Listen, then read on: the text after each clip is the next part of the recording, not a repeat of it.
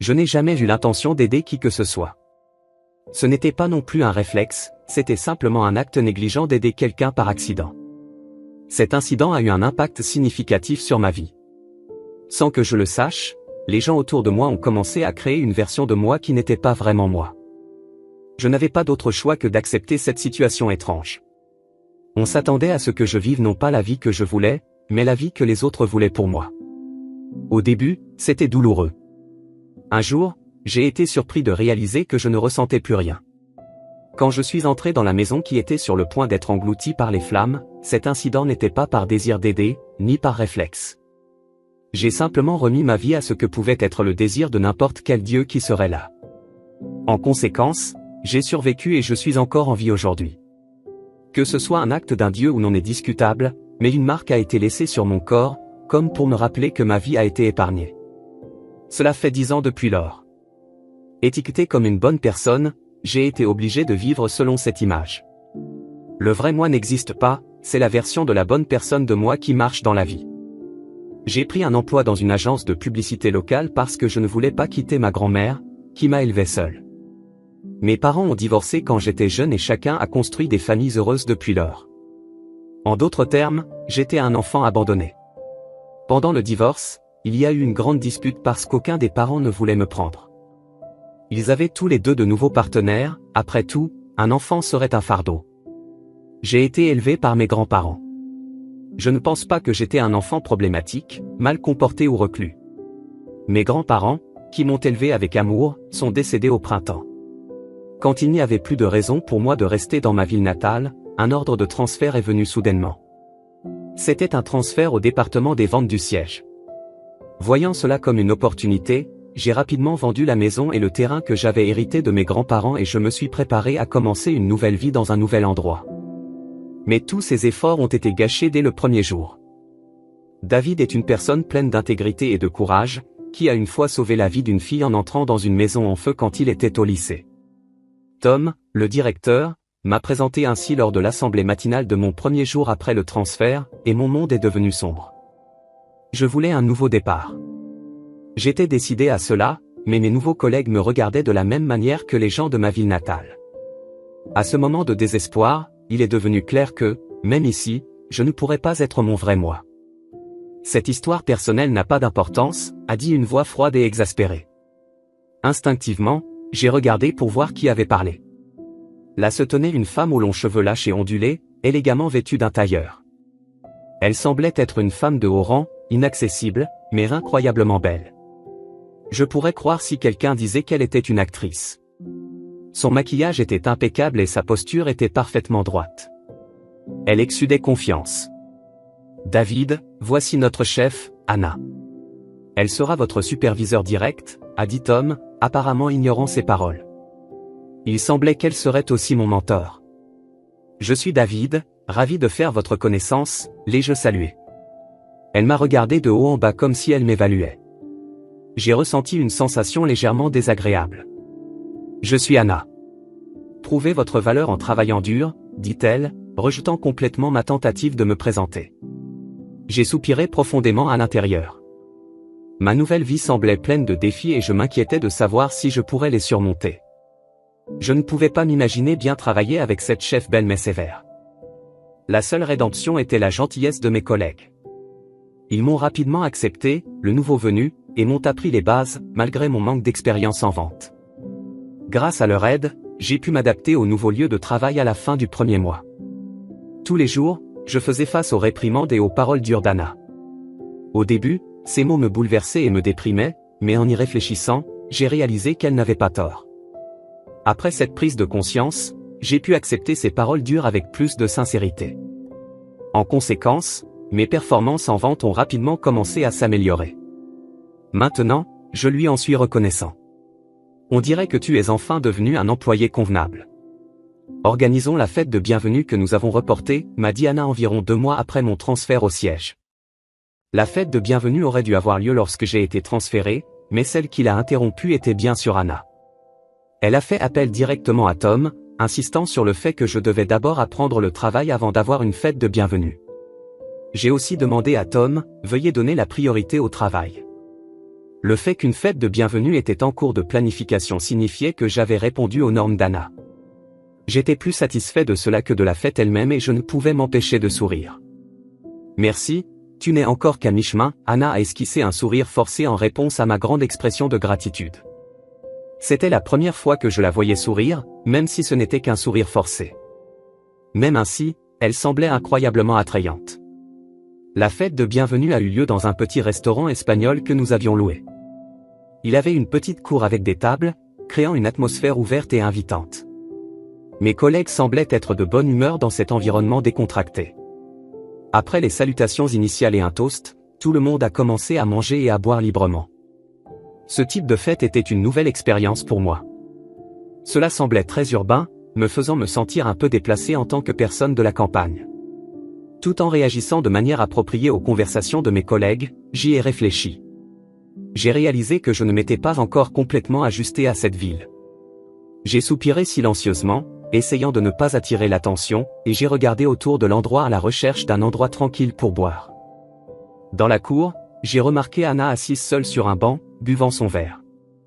Discrètement, je me suis éloigné de mes collègues, j'ai pris quelques amuse-gueules sur une assiette et je me suis approché d'elle. « Anna, puis-je m'asseoir ici ?» ai-je demandé doucement. Elle leva les yeux de son verre et me regarda fixement. Ses yeux étaient légèrement rouges, ce qui était étonnamment attirant. Elle semblait un peu ivre, mais son regard était ferme. Peut-être avais-je choisi un mauvais moment pour m'approcher d'elle. Une sueur froide coula le long de mon dos. « Bien sûr », dit-elle, avec un léger bégaiement dans ses mots, et elle se déplaça un peu pour me faire de la place. Ayant déjà été si loin, il n'y avait pas moyen de dire « laisse tomber », alors je m'assis prudemment sur le banc. J'ai aperçu le profil d'Anna et ce n'était pas le visage sévère habituel de mon chef. Elle semblait juste être une ivrogne ordinaire, une ivrogne très belle, d'ailleurs. « Tenez, mangez un peu », offris-je l'assiette d'amuse-gueule, et les yeux d'Anna brillèrent de joie. Le contraste avec son comportement au travail me laissa sans voix. « Vous avez été attentionné, merci », dit-elle, heureuse, tout en mangeant, clairement de bonne humeur.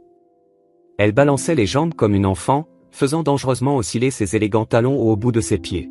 « Vous semblez être de bonne humeur. »« J'adore simplement la bonne nourriture et les bonnes boissons », dit-elle, prenant une deuxième bouchée tout en parlant. Il était clair qu'elle avait beaucoup bu. Peu de temps après le toast, elle avait été elle-même habituelle, peut-être n'était-elle pas très bonne avec l'alcool. « Et, raconte-moi ton histoire héroïque que Tom a mentionnée lors de ton premier jour, » dit-elle avec des yeux endormis. Je soupirai doucement. Ce n'est pas une histoire à raconter à une personne ivre, mais avec Anna me regardant avec des yeux pleins d'espoir, je ne pouvais pas refuser. Ce n'est pas grand-chose, commençai-je avant de commencer à raconter. Cela s'est passé quand j'avais 17 ans, c'est un jour que je n'aime pas me rappeler, car c'était le pire jour de ma vie. Après le divorce de mes parents, j'ai été élevé par mes grands-parents. J'ai bêtement cru qu'un jour mon père ou ma mère reviendrait me chercher. Mes grands-parents ne parlaient pas beaucoup de mes parents, ce qui ne faisait qu'alimenter mon espoir. S'ils m'avaient dit franchement que tu es un enfant indésirable, cela aurait pu faire moins mal. Quand je suis arrivé au lycée, j'avais plusieurs façons de chercher mes parents. Je les ai secrètement recherchés, croyant qu'il y avait une raison pour laquelle ils n'étaient pas venus me chercher. Finalement, j'ai réussi à trouver leur emplacement. À cette époque, je croyais qu'il y avait une raison pour laquelle ils n'étaient pas venus me chercher et j'étais convaincu que si je les visitais, ils me recevraient à bras ouverts. Cet espoir naïf a rapidement été détruit. Ma mère et mon père vivaient tous deux heureux avec leur nouvelle famille. Je me souviens avoir senti les larmes monter alors que j'observais du coin de la rue la famille de mon père profiter d'un barbecue dans le jardin. Je n'ai pas pu les appeler.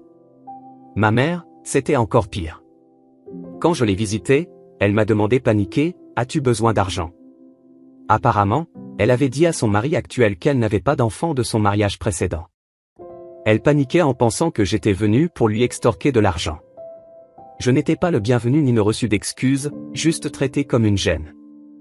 Profondément blessé, je suis sorti de la maison de ma mère sans verser une larme. Dans ma main, il y avait plusieurs billets froissés de 100 $ qu'elle m'avait donnés. Je comprends. Mes parents sont aussi divorcés. Je pense que toi et moi sommes similaires.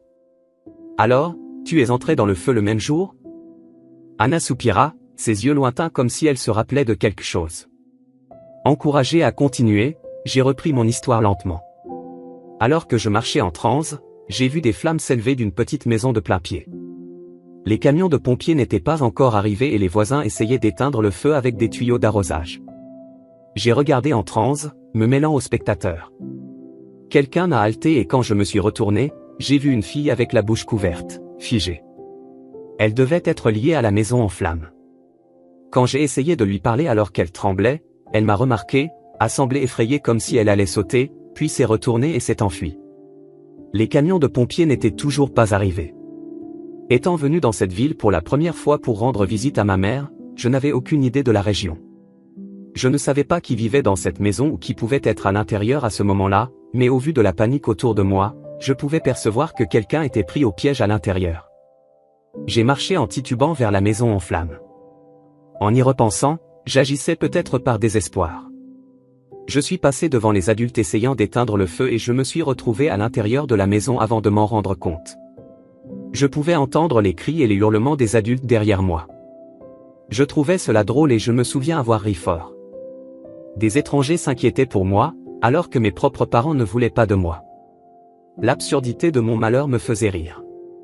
Le feu ne s'était pas encore propagé dans toute la maison.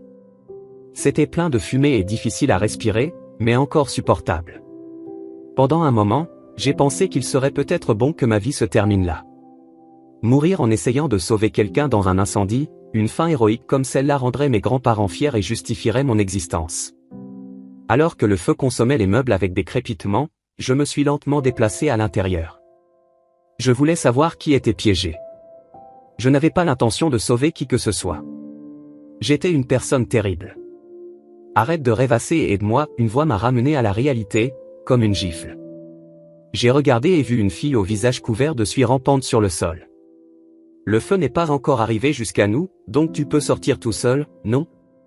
J'ai montré l'entrée, irrité par la jeune fille qui me réprimandait. Aide-moi, je ne peux pas le faire seul, alors qu'elle rampait vers moi, ses jambes étaient si fines qu'elles semblaient sans muscles. Un fauteuil roulant était renversé dans le coin. Tu ne peux pas marcher? N'est-ce pas évident? Vite, aide-moi, elle a ordonné, agrippant mon bras avec force. Sa force inattendue m'a fait chanceler et j'ai heurté mon côté contre la poignée d'une armoire. J'ai ressenti une douleur lancinante et une odeur désagréable. Il semblait que la poignée était en laiton. En chancelant, ma chemise est remontée et la poignée a marqué mon côté comme un fer chaud. Aïe, ça fait mal, ai-je crié instinctivement. La fumée devenait plus épaisse. Ça fait mal, n'est-ce pas? C'est la preuve que tu es en vie.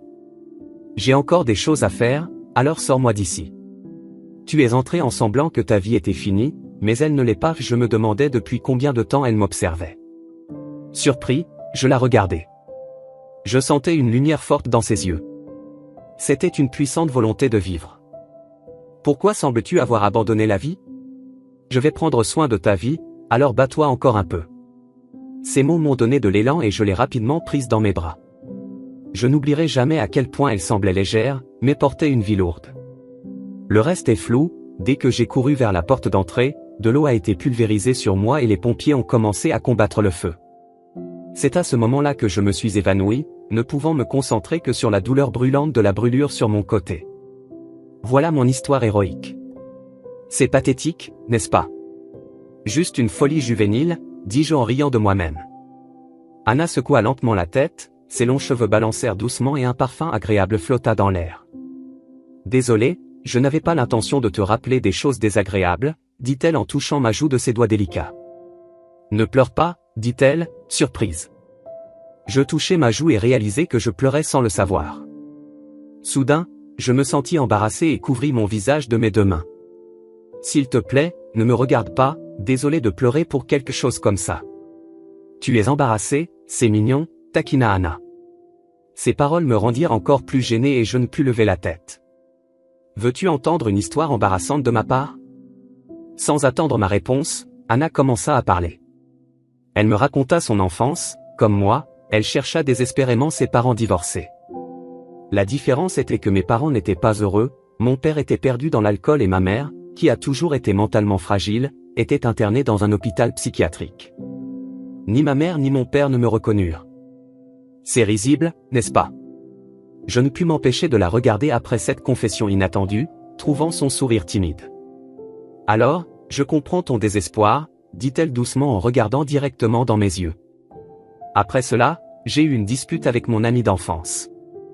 Me sentant désespéré, j'ai rendu visite à cette amie et parlé de mes parents. Elle rit d'elle-même en disant qu'elle voulait juste un peu de réconfort, mais au lieu de la réconforter, son ami se moqua de son histoire. L'ami dit que les enfants grandissent sans parents et que la vie continue, ce qui rendit Anna si en colère qu'elle poussa son ami et s'enfuit. Ensuite, les choses devinrent vraiment mauvaises. Elle s'arrêta de parler à ce moment-là, sentant que ce n'était pas le bon moment pour demander plus de détails. Je détournai le regard et vis une paire de talons d'apparence coûteuse jetés à proximité.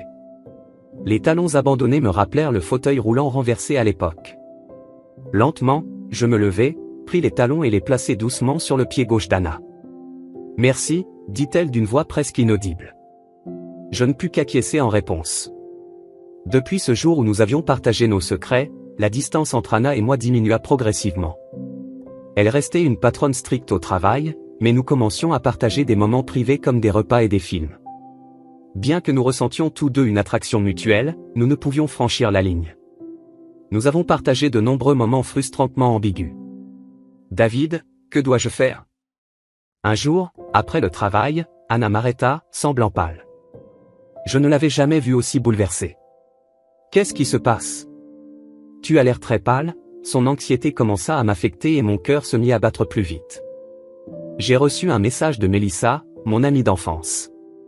Elle a obtenu mon contact par des amis communs, dit-elle en essayant de se calmer pendant que je lui caressais doucement le dos.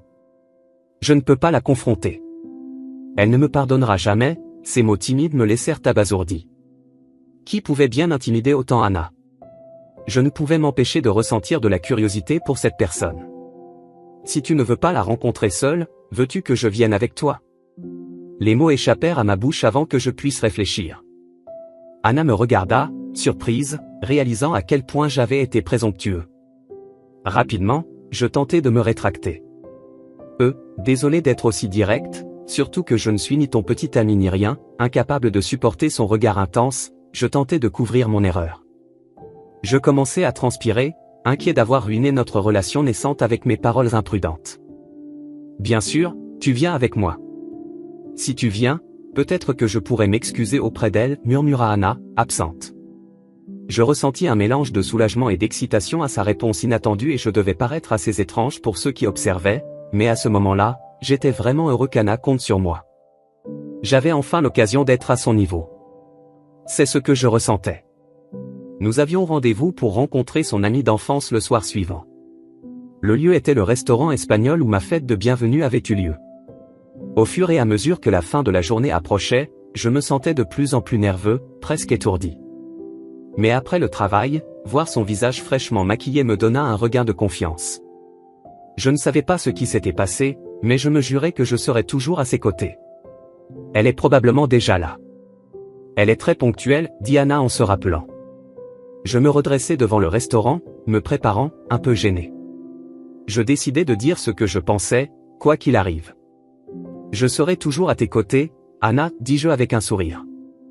Elle parut un peu surprise, puis me rendit un sourire très heureux. Merci, dit-elle en ouvrant la porte du restaurant. Le restaurant n'était pas réservé pour nous ce soir, donc il y avait beaucoup d'autres clients. L'endroit était animé et bondé. Elle informa le serveur de notre réservation et nous fûmes conduits à une table dans le patio. À la lumière tamisée, je pouvais voir quelqu'un déjà assis là. Anna serra ma main fort, surprise. J'essayais de rester calme et souriais, disant que tout allait bien. Elle me conduisit à la table où son amie d'enfance, Mélissa, attendait. Ça fait tellement longtemps, dit Anna en l'appelant. La femme assise leva les yeux, un petit visage à la peau très pâle, mais avec une cicatrice rouge sur son cou pâle et mince. Elle repoussa ses longs cheveux noirs d'une main délicate et nous sourit. Ça fait vraiment longtemps, Anna. Comment vas-tu, sa voix était un peu rauque, presque comme si elle était usée par l'alcool. C'est ton mari ou ton petit ami, elle taquina, regardant Anna. Nous ne sommes pas comme ça, dit Anna en s'asseyant. Je me dépêchai de m'asseoir aussi.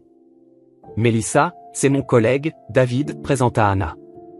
Je suis David, enchanté de vous rencontrer, saluai-je. Mélissa fit également un léger signe de tête, disant bonjour. Anna avait dit qu'elles étaient amies d'enfance, mais Melissa semblait plus jeune que moi. Anna était comme une grande sœur pour moi. Je t'ai cherché pendant longtemps, Melissa, dit-elle alors que nous avions nos boissons. J'étais inquiète de t'avoir blessée, Anna fut surprise par les mots de Melissa, mais je ne regrette pas ce que j'ai dit à l'époque. Je croyais que tu devais vivre ta propre vie, Anna. Il y a beaucoup de gens qui pourraient te réconforter avec des mots creux, dit Melissa en versant du vin rouge du décanteur dans son verre vide. Elle baissa légèrement les yeux et esquissa un sourire autodérisoire, peut-être se souvenait-elle de la situation qui avait causé leur séparation. Je l'ai réalisé bien plus tard dans la vie. J'avais l'habitude d'être influencé par ces mots gentils et superficiels, dit Anna en vidant son verre de vin d'un coup. Je me sentis un peu inquiet qu'elle puisse trop boire. Comme une excuse, je vais prouver que tu peux façonner ton propre destin. C'est pourquoi je t'ai retrouvé, Anna, dit Melissa, tapant des talons et se levant de sa chaise. Je l'observais distraitement, sans y penser beaucoup, mais à côté de moi, Anna ouvrit grand les yeux de choc, incapable de parler. Elle semblait avoir oublié de respirer pendant un moment. C'est le futur que j'ai conquis par moi-même, Melissa a cliqué des talons en se tenant à côté d'Anna, puis a tourné, faisant s'ouvrir sa longue jupe comme des pétales. Attends, tu peux marcher? Comment, pourquoi, comment, Anna a répété, confuse, et Melissa a souri ironiquement. Je ne pouvais pas seulement parler grand avec toi sans le prouver par moi-même. La réhabilitation a été difficile, mais j'ai réussi. Désolé d'avoir pris autant de temps, dit Melissa, et des larmes ont surgi dans les yeux d'Anna. Apparemment, Melissa était en fauteuil roulant et maintenant elle tournait devant nous complètement rétablie. Cela a dû demander une quantité énorme de réhabilitation et d'efforts. Et toi, lève-toi un moment, elle a ordonné du doigt. J'étais étourdi par l'action soudaine. Je savais, c'est toujours là, regarde Anna, ce cœur, rappelez-vous, Melissa a ri en pointant vers mon côté, Anna regardait toujours ma cicatrice de brûlure, la marque en forme de cœur du bouton encore clairement visible comme une cicatrice de brûlure. Ce design de bouton kitsch, tout comme avant, Melissa a ri sincèrement en regardant les 3 marques de brûlure en forme de cœur. Je ne pouvais pas y croire, mais sa réaction était incontestable. Tu dois être la fille en fauteuil roulant de l'époque, Melissa a acquiescé, oui, et m'a regardé avec des yeux incroyablement doux. Son expression compatissante a fait battre mon cœur plus vite. Comment tu m'as reconnu, Melissa a ri doucement à ma question. Qui ne regarderait pas la personne qui a sauvé sa vie? Il semblait que Melissa m'avait observé pendant longtemps et elle a dit qu'elle était surprise de la coïncidence que je sois devenu le collègue d'Anna. Merci de m'avoir sauvé à cette époque, je rends la vie que je te dois, mais honnêtement, je voulais te garder juste pour moi parce que tu as été mon héros, mais je vais laisser Anna t'avoir, dit Melissa, souriant malicieusement à Anna. Elle semblait un peu triste et je ne pensais pas que c'était juste mon imagination, quelle coïncidence. Alors tu m'as vu fuir effrayé quand le feu a commencé, David, les paroles d'Anna m'ont ramené le souvenir de la fille au visage pâle fuyant la scène, c'était Anna. C'est comme une intervention divine, mais je suis content maintenant que tout soit réglé. Dieu sait sûrement comment faire correspondre les choses. Alors quelle est exactement votre relation, demanda Melissa avec un sourire taquin, et Anna et moi nous sommes regardés comme convenus. Voyant le visage d'Anna rougir, j'ai su que c'était le moment d'agir. Anna est la personne la plus précieuse pour moi, c'est la seule femme que je veux protéger à mes côtés pour toujours. J'ai été surpris par l'intensité de ma propre voix venant du fond de mon estomac. Après un moment de silence, il y a eu des applaudissements forts venant de l'intérieur du restaurant et des autres tables du patio. C'est ça mec, quelqu'un a crié, me faisant soudainement sentir gêné.